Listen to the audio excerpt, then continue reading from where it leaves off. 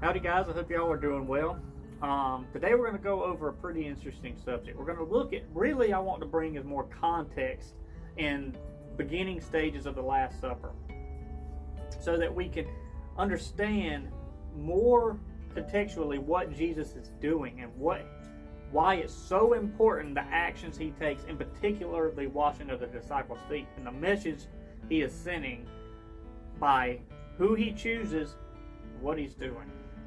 So we're going to start in John 13, 1 through 7. Now before the feast of the Passover, when Jesus knew that his hour was come that he should depart out of this world unto the Father, having loved his own which were in the world, he loved them unto the end. And the supper being ended, the end of the supper, the devil having now put into the heart of Judas Iscariot, Simon's son, to betray him. Jesus, knowing that the Father had given all things into his hands, that he was come from God, and went to the Father, he riseth from supper, and laid aside his garments, and took a towel, and girded himself. And after that he poureth water into a basin, and began to wash the disciples' feet, and to wipe them with a towel wherewith he was girded. He cometh to Simon Peter, and Peter saith unto him, Lord, dost thou wash my feet? Jesus answered him and said unto him, What I do thou knowest not now, but thou shalt know hereafter.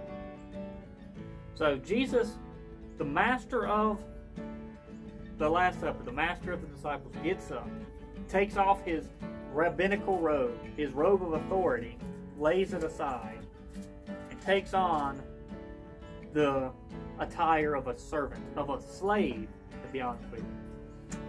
In that time, there was only one thing a servant could not, two things a servant could not do, or a slave could not do to their master. Latch their sandals for them, or wash their feet. That was the only things off limits to even a slave during that point. And Jesus goes even further than that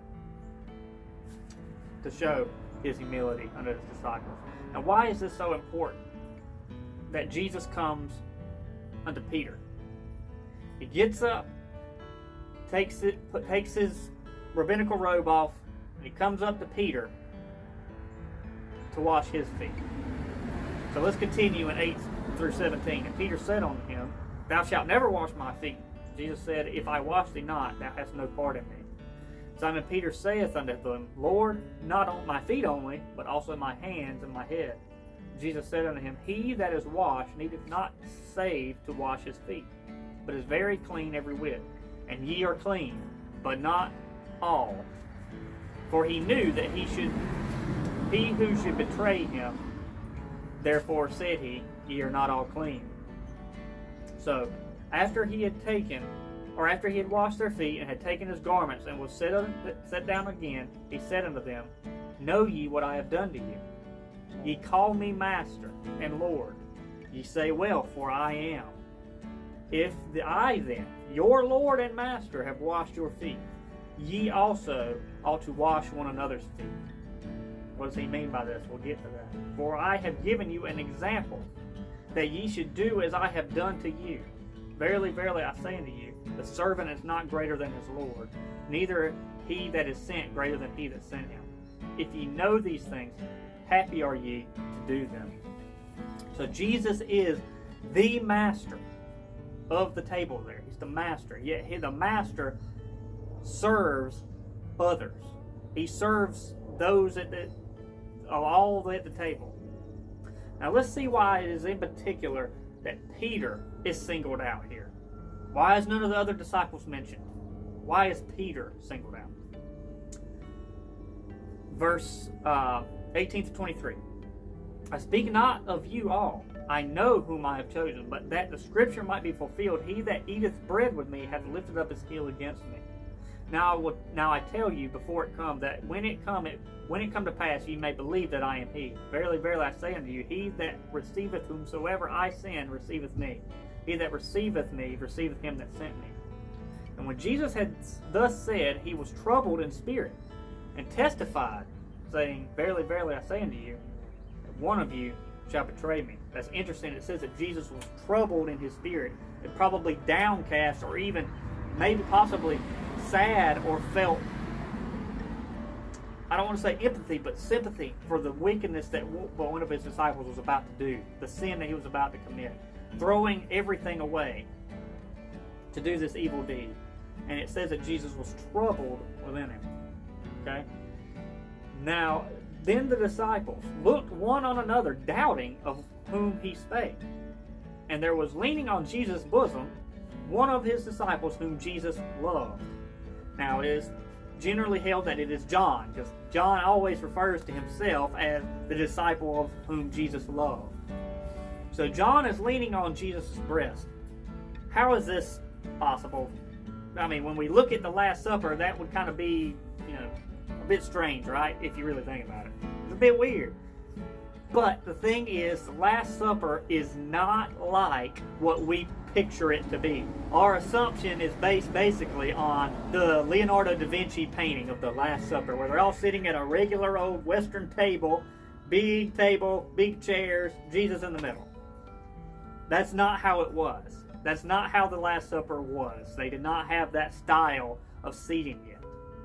So, the basic layout was a kind of a Western type. It was a Romanesque type of seating. So what it would be is they would have long benches and a pillow at the end of the bench, and then the table. And it was usually shaped like a U.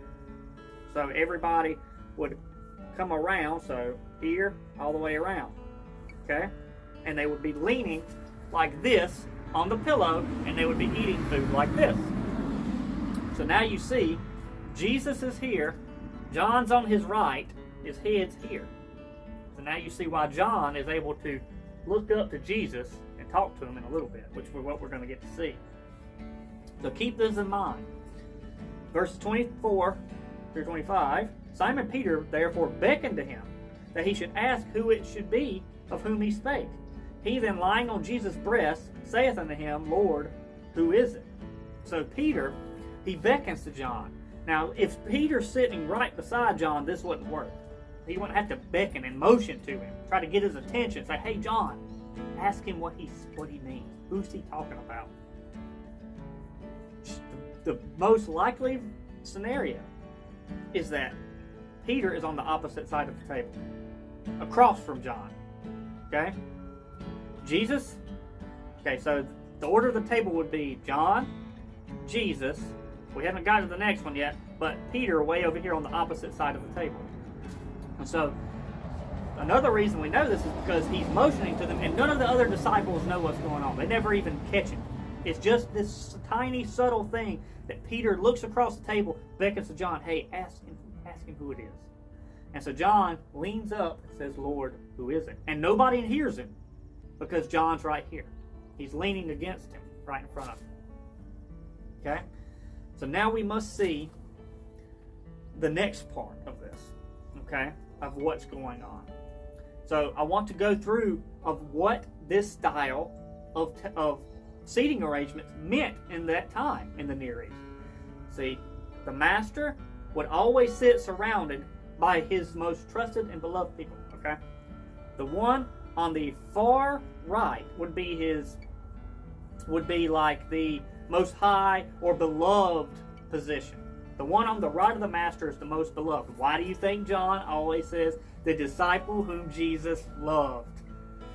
Then on the left of the master would be the person with the highest office or position of power in the group. Okay? And then, as you go around the table, it goes from least to greatest as you go around the table, until you finally get to the far end of the table, which would be the servant's position, the lowliest position at the table there is. Of all the people in the group, that would be the lowest. So we see John sitting on the right of Jesus, at the front, Peter on the very end. And it's interesting when we read Acts, and we see, or even the Gospels, we see Peter and John are together a lot of times. They seem to be together quite often. So it's just interesting how Peter and John are always together. Now, why would John be at the very front as the beloved part? Who knows? But John was most likely the very youngest of the disciples, because he lived into the 90s AD, and we're talking about this happening in about 30 or 33 AD. He would have been been young. He would have been probably the youngest of the disciples. And why you can see that John has such a passion and love in his gospel when he's writing about Jesus and how much Jesus loved him. Because it was something that was in his youth he saw and felt, passionately. So now let's go on to the next part. Okay, verses 26 or 30. And Jesus answered, "He it is to whom I shall give a sop, piece of bread, after I have dipped it." And when he had dipped the sop, he gave it to Judas Iscariot, the son of Simon. So that means right beside him is Judas. And after the sop, Satan entered into him.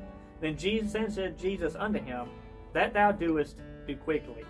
Now no man at the table knew what intent he spake this unto him. For some of them thought, because Judas had the bag, or was the treasurer, had the money bag of the group, that Jesus had said unto him, "Buy those things which we need of against the feast," or that he should give something to the poor. He then, having received the sop, went out immediately, and it was night. So Judas is the one sitting to the left, in the highest position of the group, on the left-hand side of Jesus, the Master. So we see Judas the betrayer. Now we know he's a thief because John tells us that. He stole from the bag of money. Judas arranged himself to sit in the most exalted place in the Last Supper. What does that tell us about Judas? Pride. It tells us he is very prideful and arrogant, thinking himself greater than all the rest. Now, why is it so important that Jesus, when he washes the feet, zeroes in on Peter? Above all else, it's Peter we are to talk to. Maybe even Peter first. And I think it is Peter first. Why? Well, let's go to Matthew 23, 11 through 12. This is Jesus speaking about a week or so before the Last Supper. "But he that is greatest among you shall be your servant. And whosoever shall exalt himself shall be abased. And he that shall humble himself shall be exalted." So we see the two opposing sides at the Last Supper.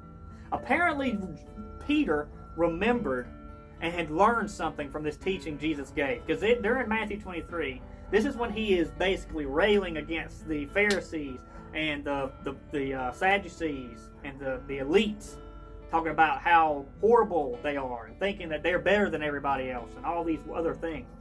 And it's interesting that Judas, when he betrays Jesus, who does he go to? Straight to those people. Peter hears Jesus say this. And where does he go at the Last Supper?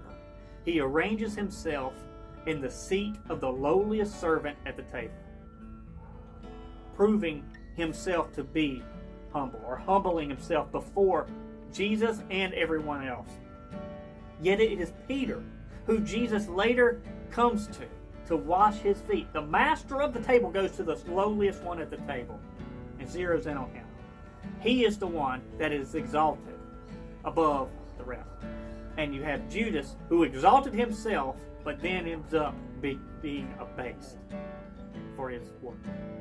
And so it's interesting to note too that Peter is the one that Jesus says after the resurrection, "Feed my flock. Feed my flock. Feed my lambs." He is putting Peter as the head of the disciples to take care of them, to lead them going forward.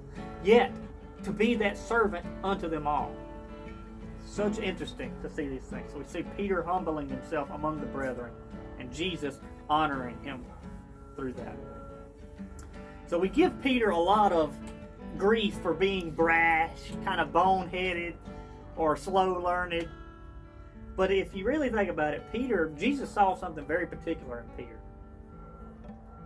He chose Peter. He says, "I have chosen all 12 of you," but he singles Peter out many instances. So maybe we shouldn't give Peter too much, lowliness all the time, considering we'd probably be probably much worse than Peter if we were in their shoes. But I hope that this was interesting to show that in order to be exalted, we must be willing to be a servant to all, to be able to humble ourselves as our Lord humbled before us. He said, "I did this as a symbol to you all, as a guide to you all." that we're not to be masters over one another, but to love one another. And over again, after this takes place, Jesus emphasizes, love one another. Because when you love somebody enough, you don't care about who's leading, who's not. You are just so entwined together that neither party cares what decisions are being made or when. It is all about loving, caring for one another above all else. Okay? So thank you guys so much for listening. I hope it was an interesting and edifying study. And I wish y'all the very best. God bless.